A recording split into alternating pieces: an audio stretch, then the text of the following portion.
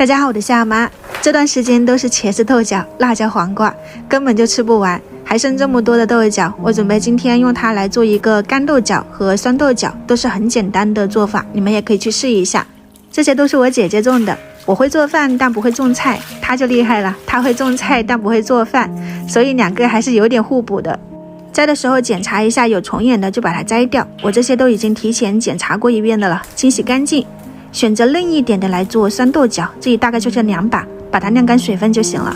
还剩下这么多就用来做干豆角。湖南湖北这几天应该都在晒干豆角了，就是锅里面的水开，把洗干净的豆角放进去，烫个1-2分钟，豆角烫软烫青了就可以捞出来了，这个时间也不用太久。烫好了就可以直接拿去晒了，这种天气2到3天就可以晒得很干，晒的时候中途要给它翻一下面。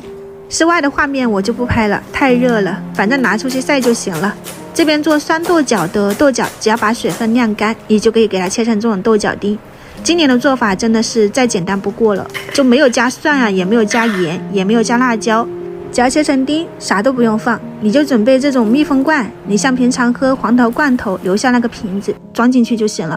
或者是平常喝完的矿泉水瓶，大的小的都可以。把它清洗干净，晾干水分就可以拿来用了。这个你不要用开水烫哦，烫完以后它就缩水了。塞7分满就可以啦，不要灌到瓶口那里去哦，因为它在发酵的时候会有气体，你到时候开盖就很难了。把盖子盖紧，然后等它3天就可以啦，你随便放个地方都行。第3天我们的干豆角和酸豆角都已经做好了，晒干后就剩这么一点。它这种的话呢是可以保存蛮长的时间的，等到过年的时候还可以用它来焖个五花肉。吃的时候提前用水泡一会儿，把它泡开，再切成段就行了。今天我就不展示吃法了，我今天想吃酸豆角，一打开就能闻到很浓郁的酸豆角气味了。我们这边每一天都是高温35度左右，我这是腌了第3天，然后你可以看到底部有一点白白的这种汤汁就可以了。这个就是用矿泉水瓶我们灌的，打开的时候一定要注意，先放一下气，